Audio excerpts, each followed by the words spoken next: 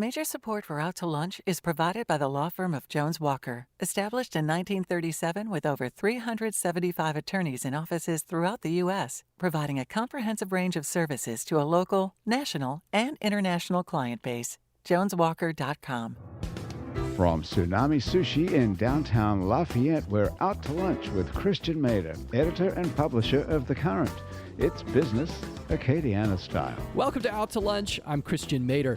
Some things are better left to the professionals, and if you're a VIP with a target on your back, maybe security is one of those things. Personal security is a highly specialized business. It takes discipline, preparation, and the willingness to put your life on the line for your client. So you can imagine risking life and limb isn't for everyone, and that's why relatively few people go into that line of work. And those who do, like my guest, Myron Fonseca, often come from backgrounds in the military or in law enforcement, and Myron comes from both. Myron spent 31 years in the U.S. Army, retiring as a colonel, and he served as a commander in Iraq and received a Gold Star for his service there. In the 1970s, Myron began a career in policing. He worked in SWAT and as a bailiff for a judge, and that experience sparked an idea to go into personal security. In 2022, he started Top Brass Protection, and Top Brass offers security services for individuals, families, businesses, homes, and valuables. He also helps clients develop response plans for emergencies and disasters, including active shooter preparation. But the bread and butter of Top Brass is executive protection, personal security for very important people. Myron Fonseca, welcome to Out to Lunch. Oh, thank you very much, Christian. I'm excited to be here today. Yeah, so if you need protection, you'll need a body man, and if you want to work on your body and maybe your body image, you might try pole dancing. And yes, you'll need to get some training. Just ask my guest, Magnolia Love. Magnolia is the owner of Magnolia's Playground, a pole fitness and yoga studio.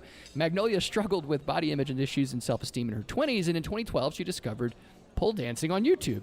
She liked the idea, bought a pole, and tried to teach herself. It took a few years, but took off when she moved to Texas and started taking some classes. And when she moved home to Scott, she decided to open a pole fitness studio herself. And she bought 4 poles and installed them in a mother-in-law suite in her backyard, and something clicked. She gathered students, and in 2023, Magnolia opened a brick-and-mortar studio in downtown Lafayette. The studio attracts 60 students each week and has 25 studio members, and she employs 7 teachers and hosts 15 classes each week. Magnolia is also a certified yoga instructor and a certified funeral director and embalmer. Magnolia Love, welcome to Out to Lunch. Thank you for having me, Chris. Yeah, so Myron, when I read about your job, right, I think a lot of people would immediately conjure an image of somebody working in the Secret Service, right? But I think you and I both know that the President of the United States lives in Washington, D.C. I mean, is there high demand for this kind of security outside of big cities, I guess is my first question. Well, for one thing, it is a high demand, but as I'm getting in this industry over there, it's mostly on the East Coast and West Coast. Sure. And then from Louisiana's perspective, we got over 400 security companies that is consist of. It was a little shock when I went to take the test and got my certification as a company. Yeah. But again, too, the way I look at it is, everybody got their own ideas of how to run a company, but it's the expectations of the client, professionalism, and I think that I can bring that to the table for Louisiana. But on the topic of executive protection, it's just as needed basis. Yeah. Because as we wake up every morning, we think we have a plan, but for some way, shape, or form, the world, as it continues to turn, we wake up and we got different events that might come up compared to the general plan that you have for the day. Yeah, I mean, I hear the word executive, protection. I think executive, a specific type of person. I mean, give me a sense of the profile of the kind of client you talk about that you would encounter, say, in Louisiana, as opposed to. Well, most of I guess in Louisiana, you would have your CEOs, your presidents, your high network people, because even though a CEO or a president might say, I don't need protection, but the board of directors says I do. Because you're a very important asset to the team and to the company. Yeah. And then for us to make sure that you're still available to come to work every day, we're going to provide the protection. Yeah. So sometimes the client, or not the client, the principal, as we call them, might not have a say. Yeah. And so we get directions and everything. What's our scope of work? What we have to do, we get the agenda from the admin lady that works for the CEO, the president. And then from there, we just take it over. We're kind of like his second admin assistant. But the only thing is that we know where they're going.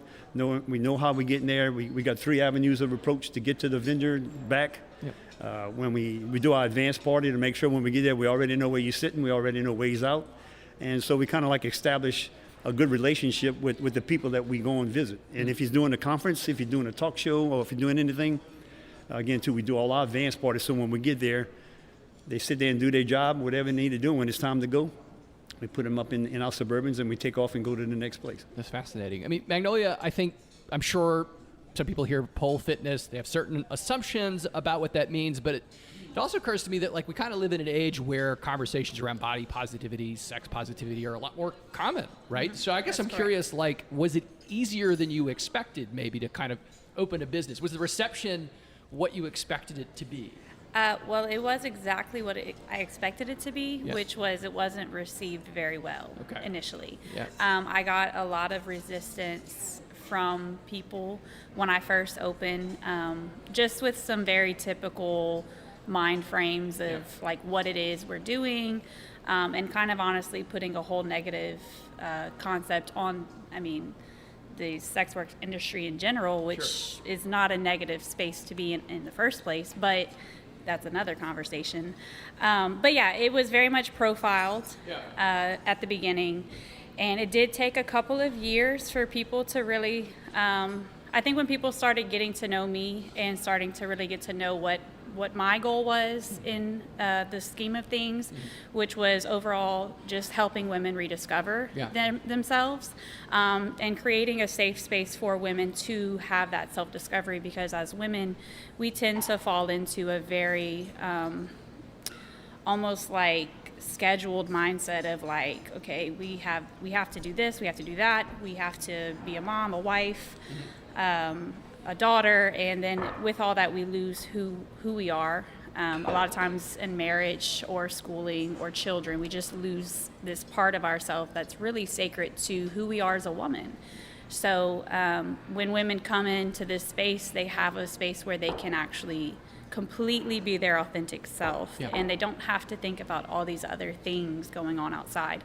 So when people realize that's what we're doing, and it's not some other kind of operation, then they're like, oh, okay, it makes sense. You know, they start to realize what we're actually doing there. So how did you sort of find that first group? I mean, you kind of start this business sort of in a cottage industry sort of way, right? Like you have people, basically it sounded like coming to your house. Like, was this just friends of yours? You were like, this worked for me? I own a farm, so it's a very, it was a very almost like fairy tale like space at the time. I have like gazebos there, I have animals, so people were really coming into that. I mean, at first, you know, they're going, okay, wait, where am I? I'm in the country. But then when they get there, they see me, they get to the space. They were very much at ease with the space a lot of times. They felt like it was almost like a therapy retreat. And they'd be like, I can't believe you exist in Lafayette. That's what I kept hearing over and over. I can't believe you're here. I can't believe this is a real space here in Lafayette. It's just, and it was my students that gave me that belief that, okay, maybe Lafayette is ready for what I want and what I think they really need. And lo and behold, I ended up downtown of all places. I ended up in the heart. Well, you need some visibility, right? I mean, so Myron, I mean, you said that you were kind of surprised to learn the number of other folks working in this industry in the States. I think you said 400. So, but you also mentioned that this was like a certified process. There was a certification you have to go through. Who actually regulates the personal security industry? Is there an agency that does that? Yes, the Louisiana Board Security Private Examiners. It's one section within the state of Louisiana, and that's all they do is regulate, inspect. They do quality control. They go out there and visit the sites, and then they challenge the officer that's working any type of details and stuff like that, and they have to have it's called a registration card, but most other companies call it a guard card. But they call it registration, so that you have to prove that I am registered to serve as a trained security officer at that venue. And at the same time, if you're an armed guard, then you got two different registration cards. You got one that says unarmed, and you got one that says you're an armed guard, and it tells the caliber of weapon that you went trained with. And so that's another thing they validate to make sure if it says 9mm, you can't be carrying a 40 or 45. So it's a lot of things they're doing, and if you're not in compliance with the state regulations the way they want it and the way we taught them, then after that, the officer right there gets a fine for that. So is this the same basic certification you would get? Like, are they certifying anybody who works in security, like whether you're doing that sort of, say, like on site at a mall or something, or if you're going to be an executive, in an executive security, is it the same basic license, or are there different types of licenses? Those are, so it's the same license for, because I had a couple of clients from Arizona want to come down and for me to pick them up when they landed in Lafayette. And then they said, well, we're bringing our weapons and we're bringing this. And I'm saying, sorry. When you get there, you need to come in as an assistant with no weapons, no nothing, because the state of Louisiana law says you have to be certified with that registration card to carry a weapon or be part of security. So in reality, when they got there, that's all they can do is give them his coffee and all that other stuff, and they just can't do any security measures. But they probably will anyway. But again, too, I'm telling them right up front that it's against the law and you can't do that. Yeah. Magnolia, you're a certified yoga instructor. I feel like I need to get to how where the connection is between that and the funeral industry. But is there pole fitness is not the first alternative fitness practice that I've encountered, right? But I mean, in a lot of these things, as they grow, they sort of develop certification processes and licensing. And is that happening in that industry too? Yes, most definitely. The pole industry is becoming quite successful, quite large. The pole industry is something that is, there's a lot of elite studios out there that have been in business for 20, 30 years now, and they are developing certifications. There are competitions. It is a internationally recognized sport at this point, and they are trying to become a part of the Olympics. There's Russia and China are much further ahead of us in those spaces. But yes, they're creating certifications, they're creating rule books. I mean, it's very much comparative to gymnastics. It's a very, very, very serious sport at this point. Well, I mean, you could definitely see that it would require a lot of strength to do. I mean, I guess I'm curious, historically, has it always been associated with performance, or was it something maybe in other areas where, like you mentioned, say, Russia, which has a long history of, circus performers, right? I mean, people that did all kinds of gymnastics, and that's where I presume that's where we get to the Olympics, right? But right. It has some in some aspects it has some very old roots in China and India. There are some sports that were dominated by males that are very similar to the pole sport industry, but collectively in the westernized area of things, it was brought through performance, as you just said. It was more brought through performance, and actually the first studios that were brought into play in the 90s were led by exotic performers, as you might call them. So yes, they were the ones to bring it actually into the scene. So it's kind of a mixture of ancient history mixed with some newer culture, westernization with it. But it's definitely developed into its own thing now, I would say. You're listening to Out to Lunch. I'm Christian Mader. I'm talking with Magnolia Love of Magnolia's Playground and Myron Fonseca of Top Brass Protection. Myron, I mean, you've talked a little bit about just sort of the certification bit, that there's somebody who says, okay, you can do it. But I mean, I'm struck by you had a long history in the military. Like, I would imagine there are tactics, right? Things that a person learns to be able to effectively manage a defense plan around a person. Is there a school that somebody, I mean, like, if you don't go through the military, let's say, or you don't work in law enforcement, how would you learn this? I mean, is that really the only pathway to get into this business? Oh, no, sir. Just so happens, I'm opening up a course or a school, however you want to classify it over there. So if anybody want to be interested in getting into the security industry, or either at the time I say, well, I'm still young, I don't know nothing, but I want to be a police officer, I want to be a state trooper, I want to be an FBI agent. So here's an opportunity for you to come to my training course with my law enforcement background and my military background, is to teach you or educate you on the proper ethics, the proper things to take care of clients, how to take care of yourself. So everything that I think that a security officer needs, and as we call tools, it's not only when it's wrapped around your belt as a weapon and a baton or a taser. It's the tools and your knowledge that you have to be more a professional type. Because I wanted to add in on our first comment that you had a while ago about the training. The state requirement has cut and dry, this is what you got to have to get a certificate, to get a bar card or registration card. But in lieu of that, then I'm adding my 2 cents to make sure that you're a professional, you understand, because the bottom line is the client called you because of your history, your background, and I want a colonel to come run my show. And then what it is that, so I want to bring to the table not only my expertise, but all my knowledge and education. I need to put that down in everybody that's going to work for me. Yeah. Because if we're not doing the right thing, the client going to say, okay, you can go to the house, I'll find somebody else. And that's not the intent in this type of business. You got to keep them happy.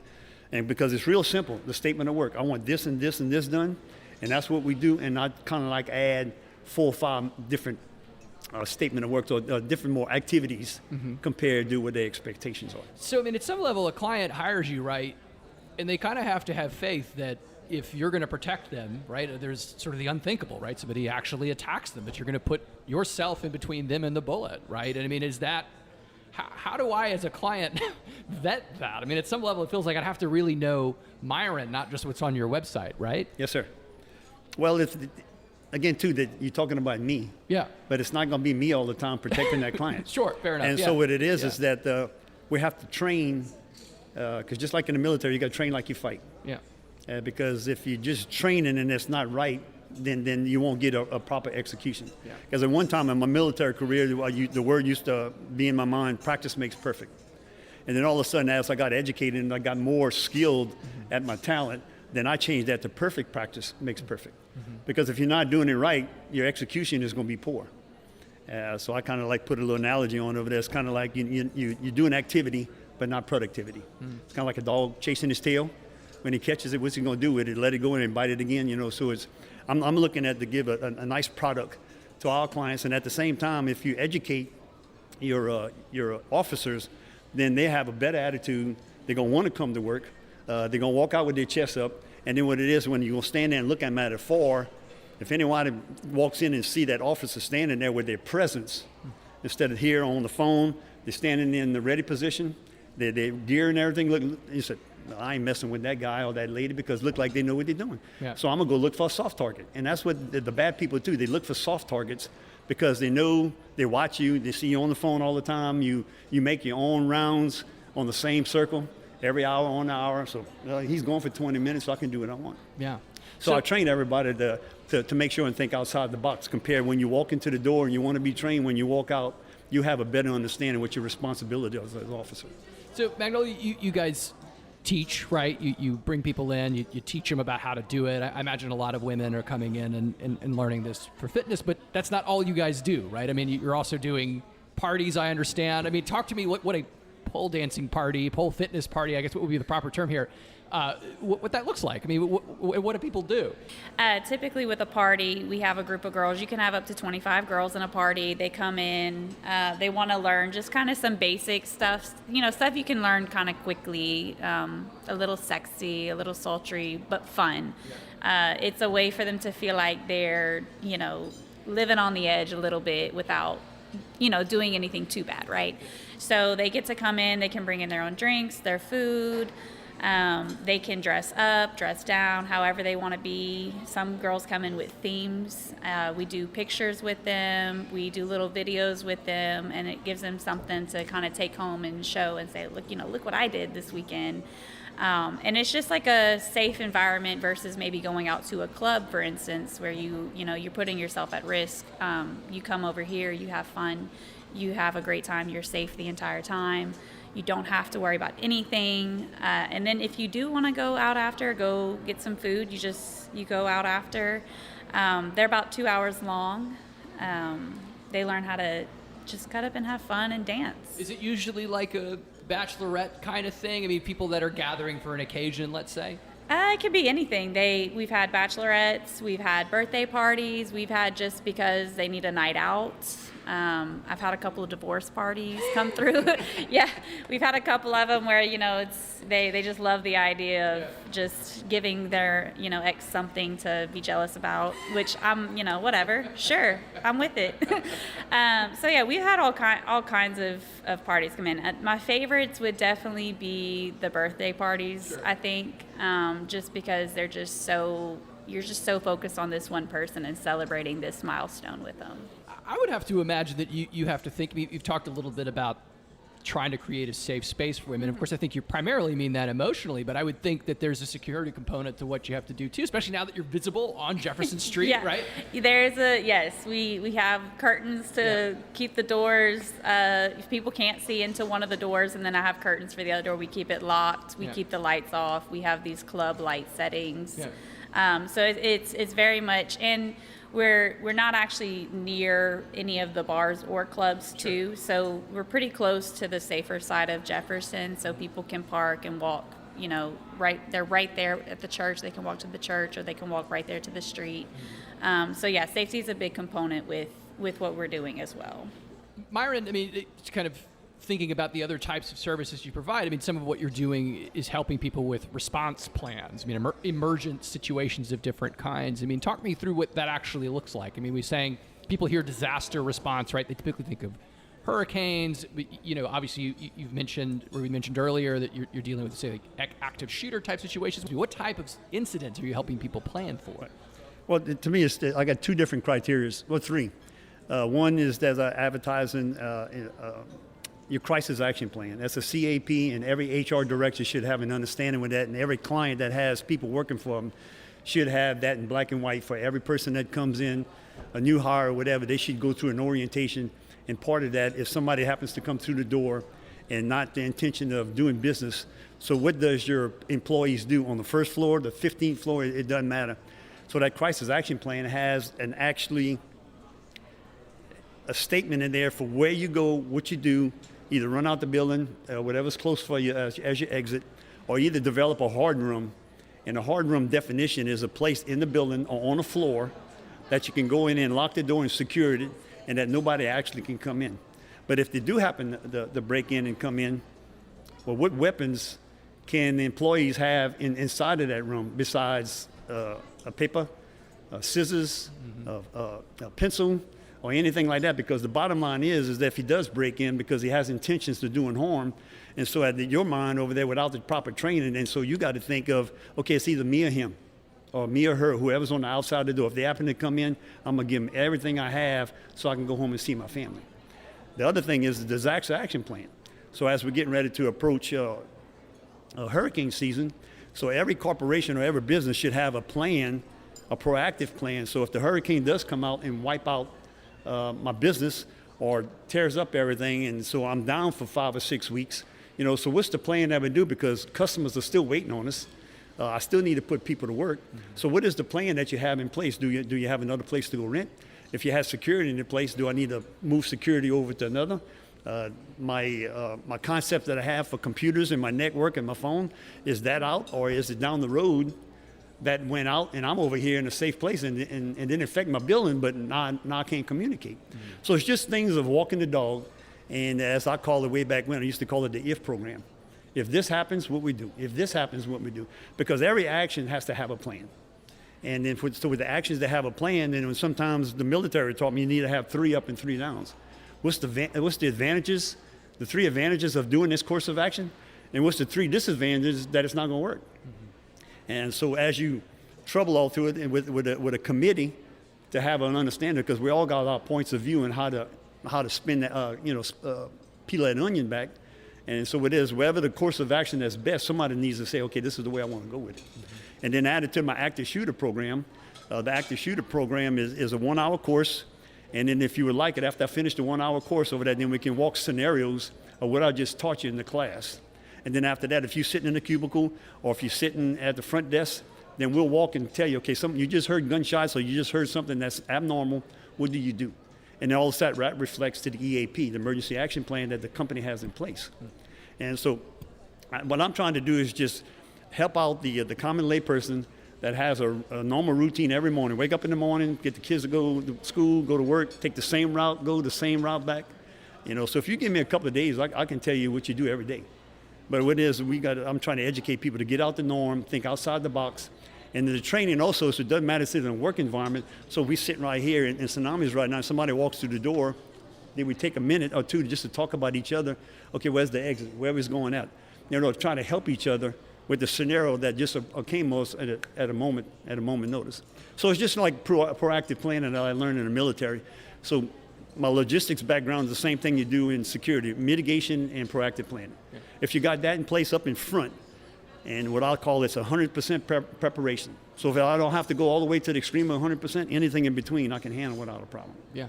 Magnolia, so you guys offer a lot of different kinds of training, and you got to a point now where you have teachers, right? And I would think that the process maybe that you went through to get to the point where you are, I mean, I would imagine teachers aren't just like coming off the street. I mean, where you have to go find people to like do your work, right? I mean, you guys have, you know, a lot of clients and stuff like that. So how do you find people to teach what you teach? That is a great point. And yes, it was not easy to find people who are the right person for what we do. But typically with the teachers, it's internally hired. So we have either we have local dancers, or we have a few local students who will be just doing generally very well in class, or they just have this personality that fits what we're trying to show and share with other students. They have to have a very specific passion for what they're doing, because it's not like you're doing this for money. You're doing it because you love it and you want to share what you've learned through the dance. So we typically just over time, I identify people who I think would be a good fit for it. I approach them on it, or they express their interest in it. Typically they have some type of background in fitness or gymnastics or dance that gives them that platform to say, okay, I know what I'm doing. Or they might be, for me, for instance, I'm yoga certified. They might be a massage therapist. I mean, there's multiple, all of my teachers have very different backgrounds, but they all have the same process in their heart and their passion for it. So we do train them internally.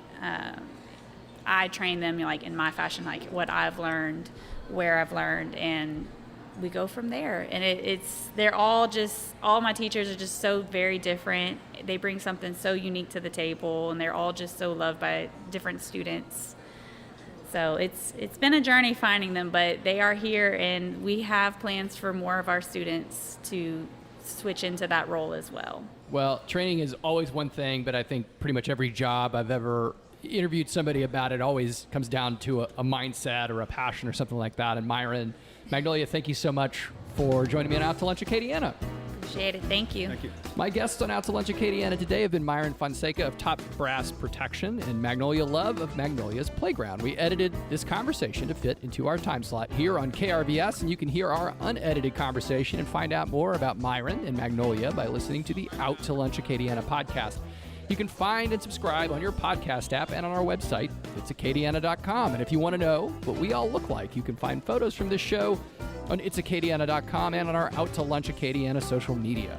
These photos were taken by Astor Morgan, and you can find more of Astor's photos at astormorgan.com. Out to Lunch Acadiana is a production for INO Broadcasting for itsacadiana.com and KRVS 88.7 FM. The producer of our show is Grant Morris. Our technical producer is Eric Merle. Our associate producer is Chad Terrio. Our researcher is Leah Urdialis. And today's show was engineered by Dylan Babineau. I'm Christian Mader. I'm editor of The Current, Lafayette's nonprofit newsroom. And to get the scoop on Lafayette, head over to thecurrentla.com and sign up for our free newsletters. We'll see you next time for more business and conversation on Out to Lunch Acadiana. See you later. Out to Lunch Acadiana was recorded live over lunch at Tsunami Sushi on Jefferson Street in downtown Lafayette. Tsunami is open Tuesday through Saturday for lunch and dinner, serving sushi, sashimi, salads, and authentic Japanese grilled dishes. Tsunami welcomes casual dining or reservations. More information at servingsushi.com. Major support for Out to Lunch is provided by the law firm of Jones Walker, established in 1937 with over 375 attorneys in offices throughout the U.S., providing a comprehensive range of services to a local, national, and international client base. JonesWalker.com. Mitchell Foreman wrote and performs all the music on Out to Lunch. You can hear Mitchell's music anywhere great jazz is sold or streamed, and at MitchellForeman.com. If you'd like to be part of Out to Lunch, to learn how your business or organization can become an Out to Lunch program partner, email info@inobroadcasting.com.